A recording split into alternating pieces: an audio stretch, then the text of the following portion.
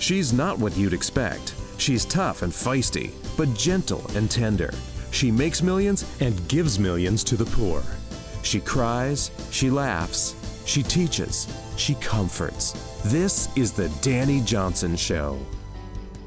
Hi, I'm Dani Johnson. Thanks so much for joining me today. Hey, today is that day that we put a focus on our spiritual life so that you are going to be refreshed, you're going to be encouraged, you're even going to gain some direction today, but you're not going to get it necessarily from me or even from yourself, but you're going to get it from something so much more powerful than you and me. And I believe today is a day that we both actually need this. Do you want to succeed greater in your finances? Do you want to succeed better at work? What about in your personal relationships? Today, we're going to actually open the best success book ever written, which I call, it is called the Bible. I call it the best success book ever written because every book that's been written about communication, finance, business, or any kind of success or personal development book, really all the principles have come out of this book. So to me, I'd rather just go straight to the source. So much better than trying to weed through other people's opinions about it. So we're going to start in the book of Proverbs, which was written, by the way, by the wealthiest man who's ever lived the earth. They've calculated all of his riches and have found that nobody on the earth today and nobody since then has ever been as wealthy or as powerful as this man, King Solomon. So we're going to read Proverbs 21 today. It is going to actually help to guide you for work as well as relationships. So let's just go ahead and start from chapter 21, verse 1. It says this. It says, the sovereign's heart is as channels of water in the hand of Yahweh. He turns it wherever he wishes. By the way, I want to tell you that I'm reading from the version called the Scriptures. This actually keeps the name of God in the passages, and it also keeps all the Hebrew names in Hebrew versus translating them in English. And so every single time that God's name actually turned up in the original Hebrew text, which the book of Proverbs was written in Hebrew, his name actually shows up in Hebrew. So that's why it says Yahweh in my Bible, but it says like God or Lord in yours. So anyway, so it says this, so that, look at that. The sovereign's heart is as channels of water in the hand of Yahweh. Wow. Okay, listen. So he's the king, right? He's the king. He's the leader. You are a leader. If you are a mom, you're leading your children. If you are a husband, you're leading your family. If you are a business person, you're leading a company, an organism, an organization, a firm. If you are in management, you are leading a people. Even if you're an entry level in your job, you are leading the influence of those that are around you. So you have influence wherever it is that you go. I don't care how old you are or how young you are. Everyone has leadership and influence. And so I love what he says here. The sovereign's heart is as channels of water in the hands of Yahweh. Man, is that how you see yourself? Have you poured yourself out to your Father in heaven, to the creator of all the heavens and the earth? Have you given your whole self over? It looks like this, that Solomon is saying that my heart is channels of water. Whoo! That's like incredible. Think about that. That means that he has given himself over to the creator of the heavens and the earth, so much so that he's saying, go ahead and lead me. Go ahead and push me in the direction of where you want me to go. Channels of water, direct me. I'm just going to flow with whatever direction it is that you are going. Friend, listen to me. When we are in any kind of leadership, we have a tendency to kind of go on the side of control. Kind of good to go on the side of trying to control people, control how they think. I remember as a mom, always being afraid that my children someday would hate me. And I think it's because I hated the man that raised me. So I think I feared that I would be hated. And now, mind you, I am not my stepfather. I did not abuse, molest, emotionally abuse, mentally abuse, spiritually abuse my children. However, for some reason, there still was like this thing in my head that just one day that I would be abandoned by them, that they would want nothing to do with me. And they're the greatest people. Like, that's not who they are at all. But the bottom line is this, is that I found myself that because I had that fear, let me take my kids out of the equation. I had a fear of people abandoning me. I had a fear of people rejecting me. I had that terror. And I'm telling you, it's debilitating, right? It's something like that goes through your head constantly, and it even robs your sleep, and it actually controls your decisions. And so when I lived like that, I found myself not wanting to hear if someone had a bad opinion of me.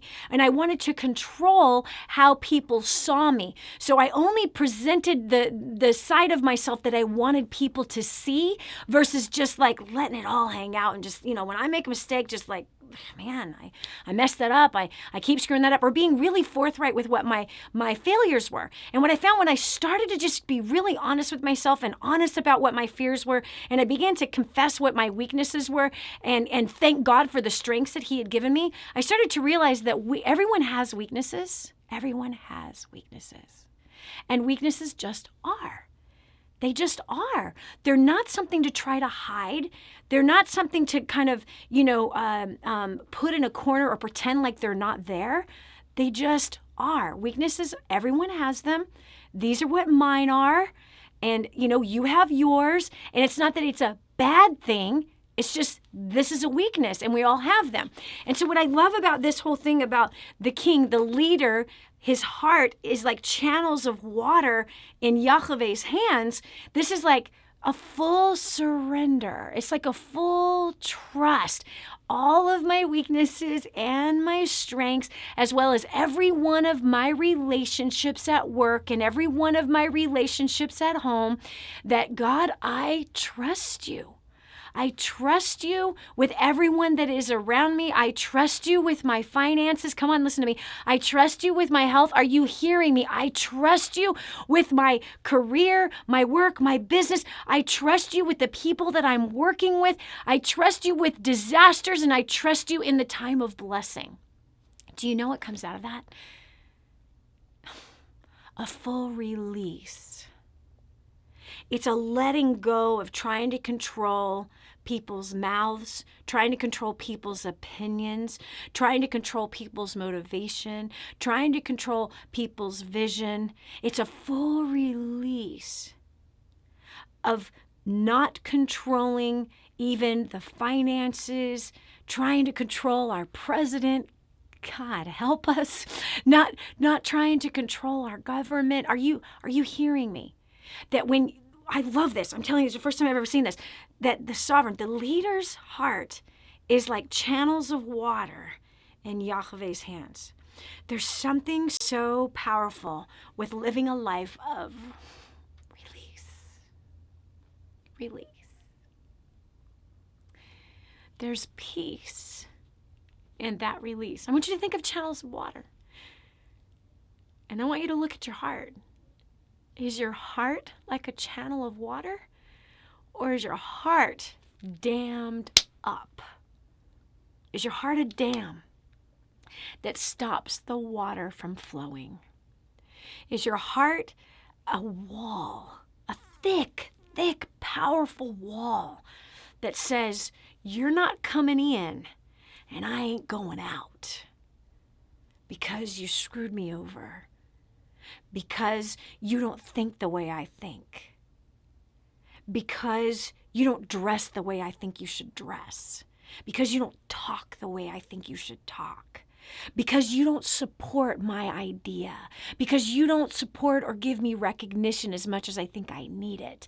Because you don't pay me what I think I should be paid. So is your heart a dam? A big, huge cement wall? Perfectly engineered to stop a river from flowing? A channel of water from flowing? Or is it a channel that's going to flow with the Spirit of the living God who controls all things anyway? Are you going to allow your heart to be movable, to be flesh? Or is it like stone that's immovable, that's stubborn, that's constantly trying to convince people to think a certain way, to be a certain way, to act a certain way? If your heart is like a dam, people can't get in from the other side, and you're not letting yourself out of this prison. Distrust is a prison. It is not a place where love flows. It's not a place where peace flows. It's not a place where blessing flows. It's not a place where favor straight from heaven flows. So tear the dam down and let your heart be a channel. Let your heart be a channel. I know it's scary, isn't it?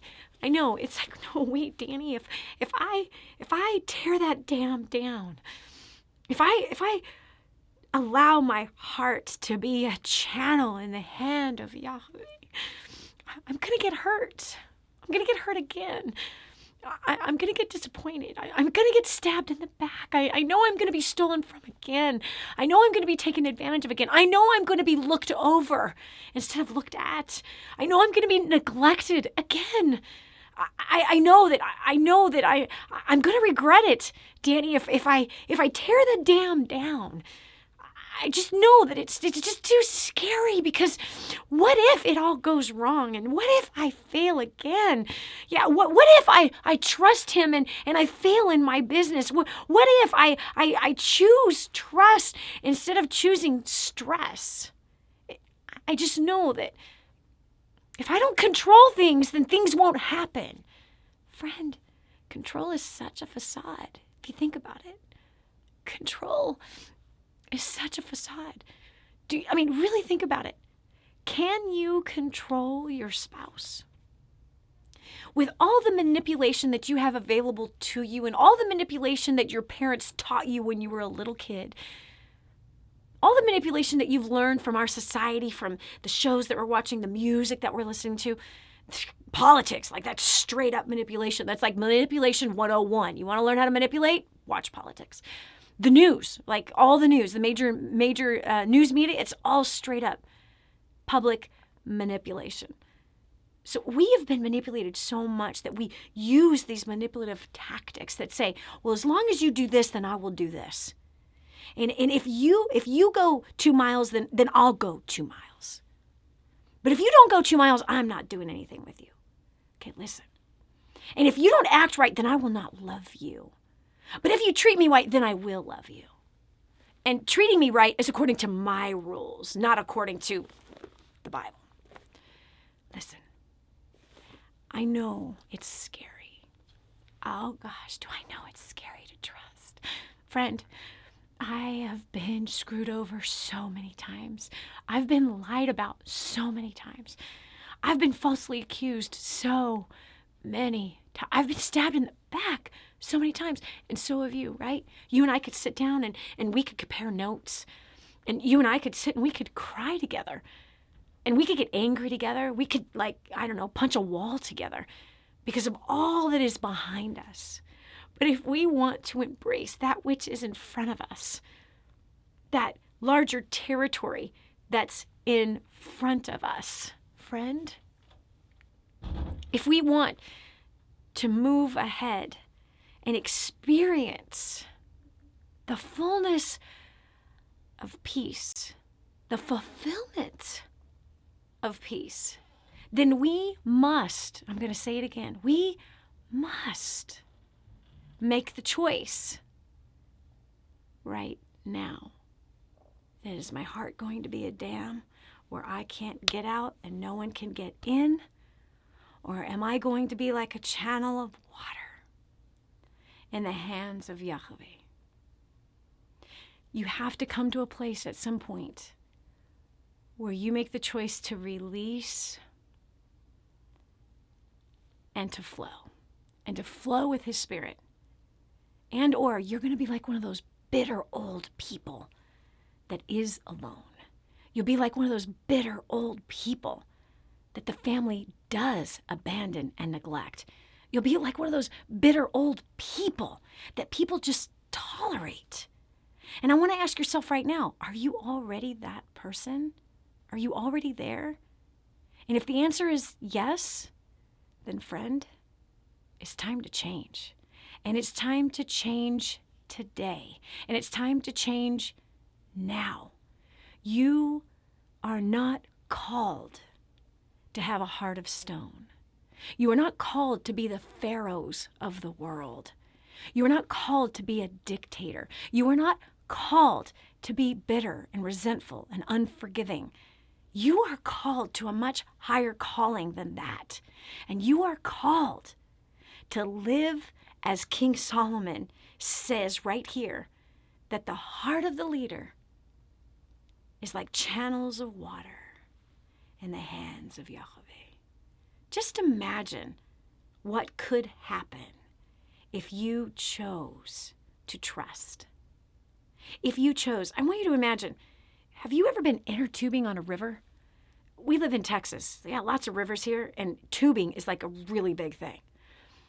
And literally, hundreds of thousands of people during the summer get into a tube that has a cooler attached to it, and they just sit in the tube and they go with the flow of the river.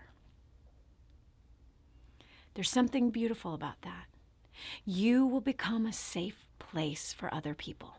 And when you become a safe place and you choose trust instead of stress, when you choose trust and you allow yourself to go with the flow of the Father, people feel safe around you. People feel like they can trust you. People feel the peace that you bring. This is where inspiration flows. This is where you will have vision. This is where you will be a carrier of peace in the marketplace and a carrier of peace at home. That you don't get all caught up with everybody else's anxiety and stress and worry.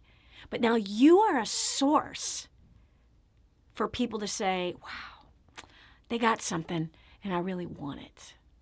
So today, make the choice, friend. Make the choice today to choose, yes, to have your heart be, yes, like a channel of water in the hands of Yahweh. And then I want you, to write me and tell me how you're doing that at work, how you're doing that at home, how you're doing that with your finances. Because somebody else needs to rejoice when they see the miracle that's happening in your life. He's going to raise you up. He's going to have you influence more people when you choose to let your heart be like a channel of water in his hands. Thanks so much for joining us today. God bless.